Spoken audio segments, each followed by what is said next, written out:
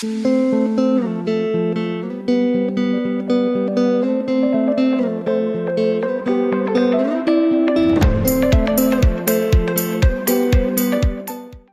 Maëva Men. Bonjour Elodie. Alors Maëva, tu es formatrice, conférencière de formation naturopathe et aujourd'hui tu vas nous parler des troubles urogénitaux. Alors ma première question, est-ce que tu peux m'expliquer quels sont les troubles associés à la sphère urogénitale?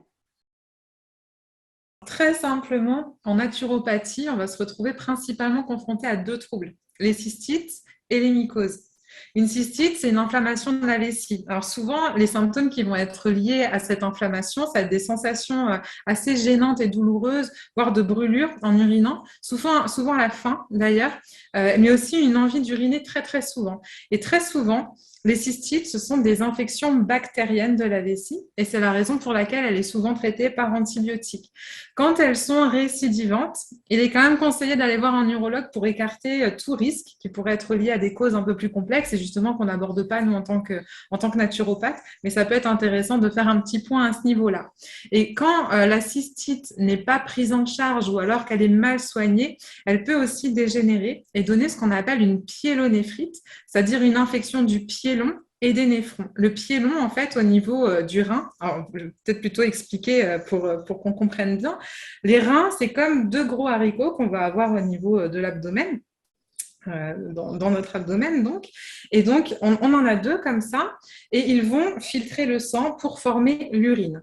Accrochés à ces reins, on va avoir deux bassinets qui s'appellent donc les piélons. Et donc, quand on a une pyélonéphrite, ces bassinets sont inflammés et les néphrons également. Et les néphrons, en fait, ce sont les unités structurales du rein. Ce sont toutes ces petites usines qui viennent justement filtrer le sang et fabriquer l'urine. Ensuite, c'est envoyé par un canal qui s'appelle l'urtère jusqu'à la vessie et ensuite c'est acheminé jusqu'à la porte de sortie par l'urètre. Et donc, en cas de pyélonéphrite, là, on est vraiment face à une urgence thérapeutique. Et là encore, ça ne fait pas partie du cadre de la naturopathie. Déjà, si vous m'avez écouté jusque-là, vous pouvez comprendre qu'il ne faut vraiment pas négliger une infection urinaire et quand elle est là, il faut vraiment la traiter. Et la prévention, d'autant quand on se retrouve face à des infections chroniques, la prévention, elle est vraiment indispensable. Surtout quand on sait aussi que les cystites, ce sont la deuxième cause de prescription d'antibiotiques après les troubles ORL. Et si les infections urinaires sont plus souvent féminines, eh bien, c'est pour une raison anatomique, puisque l'anatomie du rein à la vessie, elle est identique chez l'homme et chez la femme, mais entre la vessie et la sortie, justement, eh bien là, c'est plus tout à fait la même chose. L'urètre est beaucoup plus long chez l'homme que chez la femme. Et c'est ce qui explique aussi pourquoi on reçoit beaucoup plus de femmes en cabinet pour ces problématiques urinaires, mais aussi pour des problématiques de mycose, puisqu'il va y avoir un terrain local qui va favoriser justement l'émergence de ces mycoses-là, avec plus de chaleur, plus d'humidité, un pH aussi qui peut être amené à certaines variations. Et en fait, ce sont deux pathologies qu'on peut parfois retrouver chez les mêmes personnes et qu'on peut parfaitement accompagner en naturopathie. Quelles sont les causes de ces troubles? Alors, les causes de ces troubles, elles sont diverses et variées. C'est important de les connaître justement pour pouvoir en venir à bout, surtout quand ces infections, quand ces mycoses deviennent chroniques. La première chose, c'est souvent une plainte en fait, et c'est pour ça que je l'ai placée en premier, c'est qu'elles peuvent être favorisées par les rapports sexuels. Alors surtout, s'il y a aussi un côté psycho-émotionnel, par exemple, si le rapport sexuel n'est pas totalement accueilli. Bon là, après, on rentre plus dans le côté justement psycho-émotionnel et symbolique, et ça peut être intéressant de l'évoquer. Ça peut parler ou non. Ce sera à chacun aussi de voir ce qu'il en est de cet ordre-là. Et puis, il faut savoir aussi qu'il peut y avoir un temps d'accommodation au nouveau partenaire parce que la flore et la muqueuse de la femme peuvent mettre quelques semaines, voire même quelques mois, à s'adapter à la flore génitale d'un nouveau partenaire. Donc ça aussi, c'est à prendre en compte. Et puis évidemment, après un rapport, on pensera à bien uriner. On peut aussi se rincer à l'eau claire. Si jamais on est dans des cas notamment de cystite récidivante, on va pouvoir aussi intégrer le compagnon à cette hygiène, même, j'ai envie de dire, une hygiène basique. Avant le rapport, ça peut être simplement se rincer à l'eau claire, mais justement pour déjà désamorcer un petit peu l'excès de flore qui peut venir perturber et puis où finalement il y a plus un choc qu'une rencontre, en tout cas dans les premiers mois.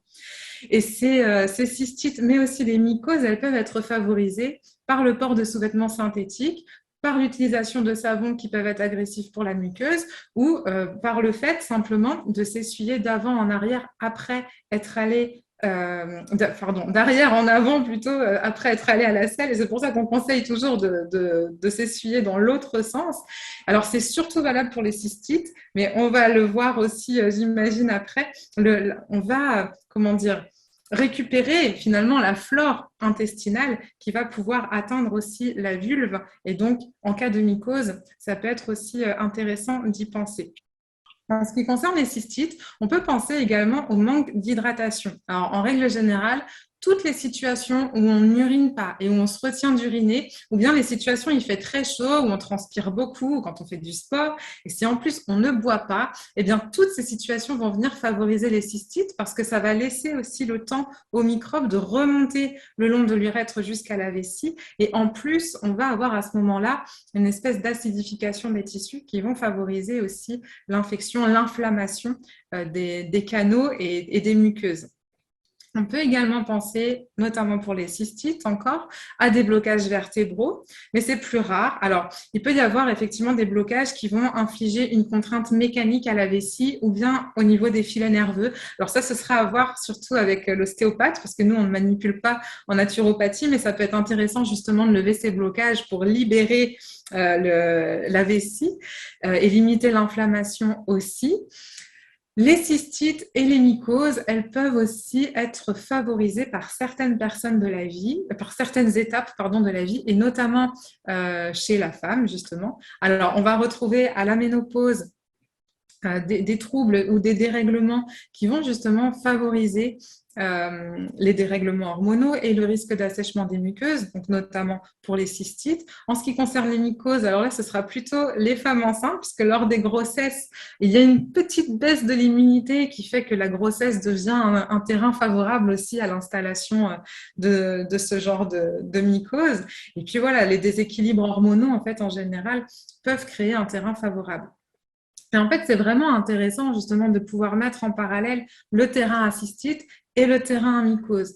Parce que les infections urinaires ou les mycoses vaginales, par exemple, elles ont principalement des causes communes. Donc là, on a vu par exemple les dérèglements hormonaux, mais il y a aussi les déséquilibres de la flore intestinale qui peut donc générer des cystites, mais aussi des mycoses, notamment avec la présence excessive de Candida albicans, puisque les mycoses généralement expriment une prolifération de ce champignon. Donc, le candida, effectivement, c'est bien un champignon qui fait partie naturellement de notre microbiote et qui va se propager sur des terrains prédisposés. Alors souvent parce qu'il est bien nourri, sa nourriture préférée c'est le sucre, mais aussi parce qu'en fait il est utile, et ça c'est peut-être une idée qu'on a moins. En fait, souvent il vient digérer ce qu'on n'a pas digéré nous-mêmes.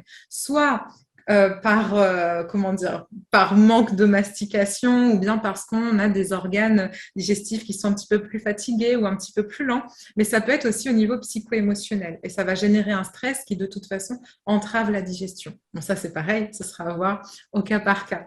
Donc la restauration de l'équilibre au niveau de la digestion mais aussi au niveau de l'intestin va être vraiment primordiale pour nous. Et en parlant d'équilibre, d'ailleurs, il faut absolument prendre en compte l'équilibre acido-basique qui va être déterminant dans la mise en place des cystites et des mycoses qui se développent sur un terrain plutôt acidifié, c'est-à-dire un terrain plutôt inflammatoire.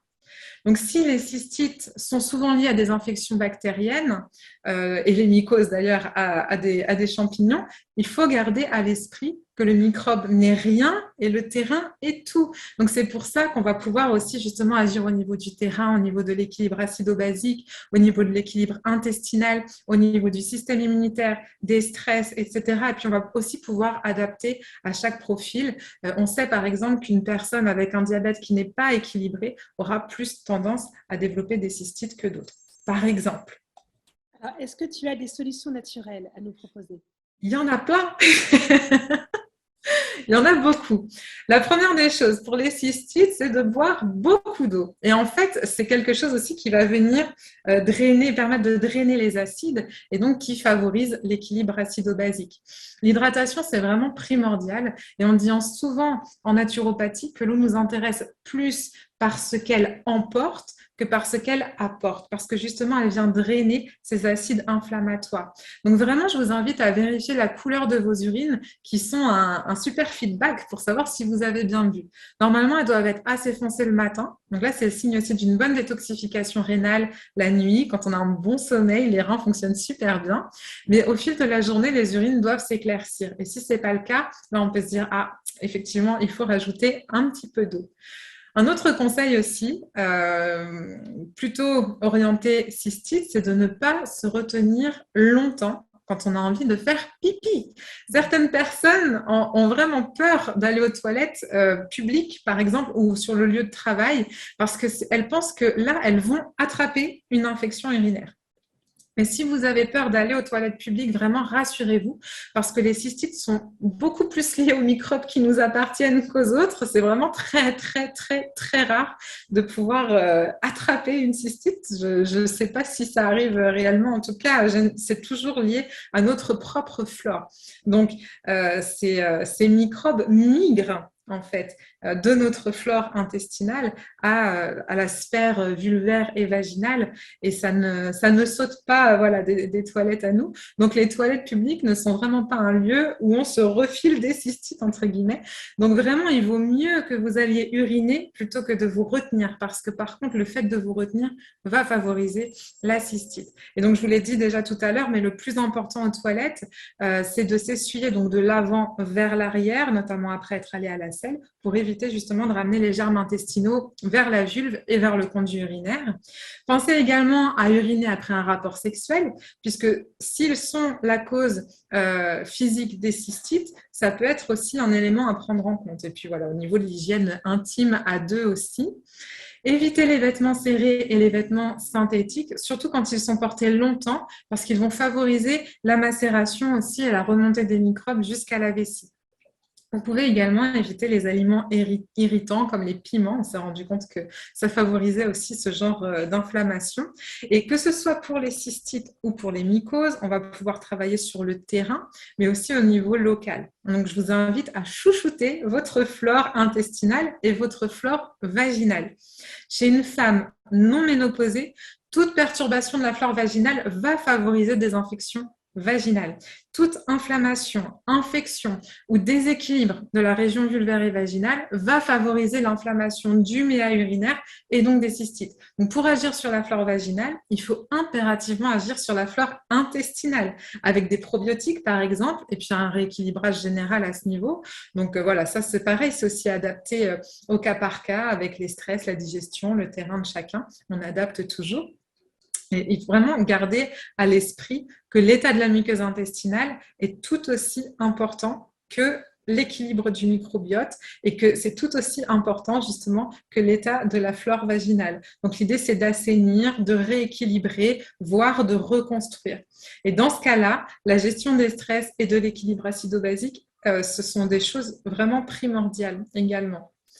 Chez une femme ménopausée, on va aussi pouvoir chouchouter la peau et les muqueuses en leur apportant par exemple de bons oméga, les oméga 3, en lui assurant un bon statut en vitamine A.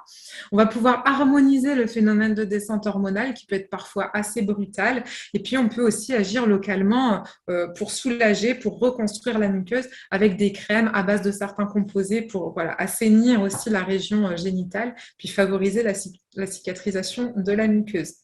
En ce qui concerne les cystites, vous pouvez aussi vous aider de tisanes d'hibiscus, par exemple, de busserolles, de bruyère, de bouleau, de pissenlit, d'aubier de tilleul ou de genièvre même, par exemple, parce que ce sont des plantes qui vont avoir l'avantage de drainer les cristaux. Donc, ça va favoriser l'augmentation du volume des urines et en même temps, ça draine les cristaux, ces acides inflammatoires qui vont faire le terrain des cystites. On peut aussi consommer, par exemple, du jus de canneberge ou du jus de myrtille, alors surtout s'ils sont purs, bio et sans sucre ajouté. Sinon, bon, on a un petit peu l'effet inverse. En tout cas, on va pas on le prend pas de manière optimale.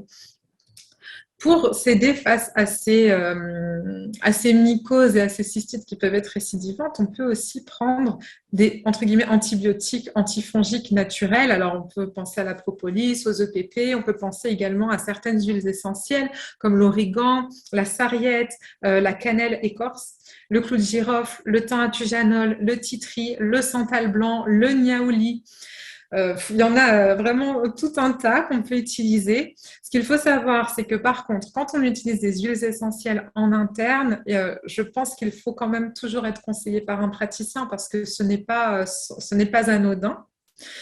En revanche, en ce qui concerne par exemple le santal ou le thym atujanol, vous pouvez très bien l'appliquer aussi par voie externe au niveau du bas-ventre. Jamais sur les muqueuses, en tout cas, enfin, jamais pur, ça c'est sûr. Après, vous voyez avec votre praticien comment il est possible de faire, parce qu'il est possible de faire des dilutions, de faire des crèmes, etc.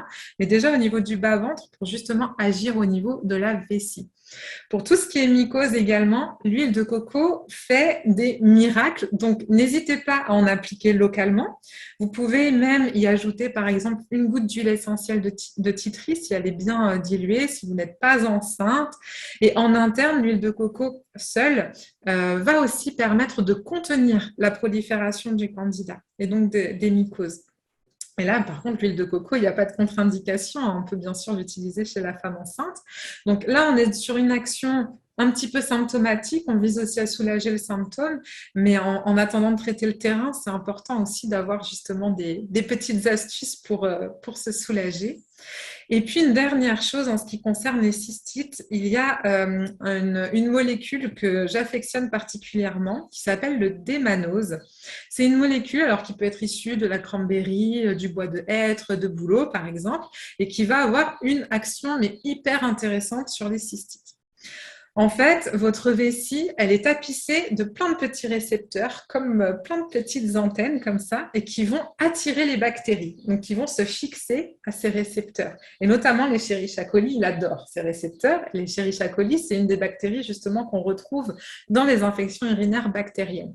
Et en fait, le démanose, quand on l'apporte par voie exogène, c'est-à-dire quand on vient ingérer du démanose, il vient agir comme un leurre en agissant comme ces petites antennes. Et du coup, le démanose, il va se balader dans les urines et il va capter les bactéries qui ne vont plus être accrochées à la paroi de la vessie, mais qui vont flotter librement avec le démanose dans l'urine jusqu'à ce qu'on l'évacue. Donc ça, vraiment, pour soulager, c'est super. Énormément d'études aussi ont prouvé que ça a remplacé avantageusement les antibiotiques, parce que c'est vrai qu'il ne faut pas rester comme ça et que après, en attendant voilà, tout ce travail sur le terrain, c'est important d'avoir des remèdes aussi naturels pour se soulager et pour se sentir bien dans sa peau et dans ses muqueuses. Tout à fait. Merci beaucoup, Maëva, et à très bientôt. Merci Elodie, à bientôt. Au revoir.